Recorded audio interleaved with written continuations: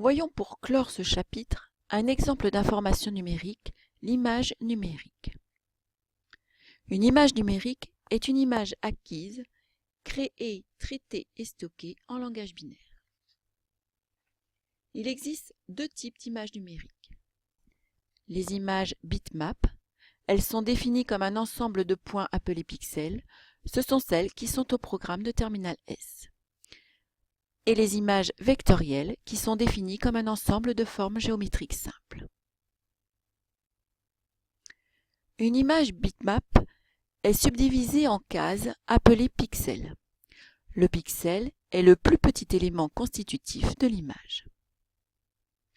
Une image bitmap est caractérisée par sa définition, c'est le nombre total de pixels, sa taille, c'est la place nécessaire au stockage de l'image, sa résolution, c'est le nombre de pixels par unité de longueur, et enfin le codage, il s'agit du nombre de couleurs que peut prendre un pixel. Lors du codage d'une image numérique, on va associer à chaque pixel un nombre binaire. Si le codage utilise seulement les valeurs 0 et 1, nous obtiendrons une image en noir et blanc. Dans un fichier image en niveau de gris, chaque image est codée par un octet. Il en résulte 2 puissance 8, soit 256 niveaux de gris.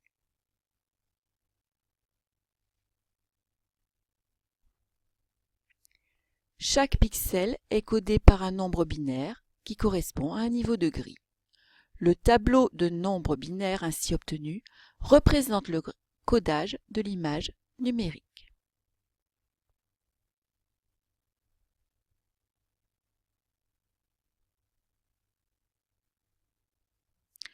En ce qui concerne les images en couleur, si un pixel est codé par un octet, cela donne 256 nuances de couleurs différentes.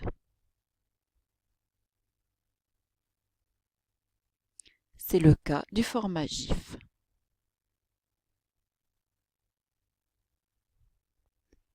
Voici un exemple.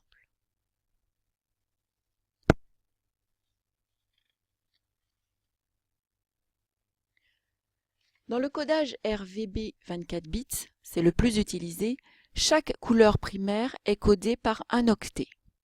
Et la couleur du pixel est le résultat de la synthèse additive de ces trois couleurs primaires. Il existe donc 16,8 millions de couleurs possibles. Voici un exemple. Il est bien sûr nécessaire de compresser une image bitmap. Dans cet exemple, une image de 3000 x 4000 pixels en RVB occupe 36 mégaoctets. Il va donc falloir compresser les données. Il existe plusieurs méthodes ou plusieurs algorithmes pour compresser les données.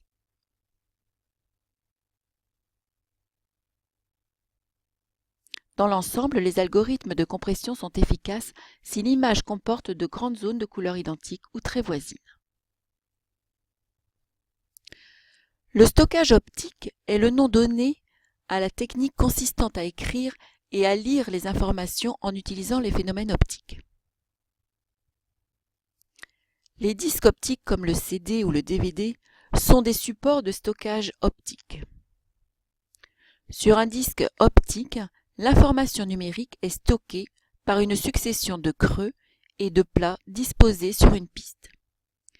Attention, les creux sont obtenus par pressage du disque et correspondent donc à des bosses sur la face lue du disque. On les appelle quand même des creux.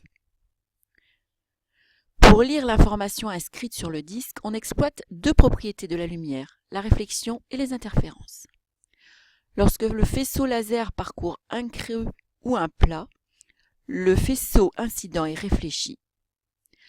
Lorsque le faisceau passe d'un creux à un plat ou à l'inverse, le faisceau réfléchi par le creux et celui réfléchi par le plat sont en opposition de phase et interfèrent de manière destructive.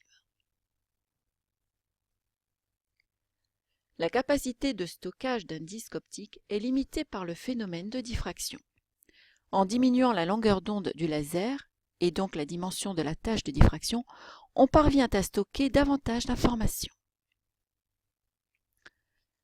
Et voici pour terminer ce chapitre les compétences exigibles.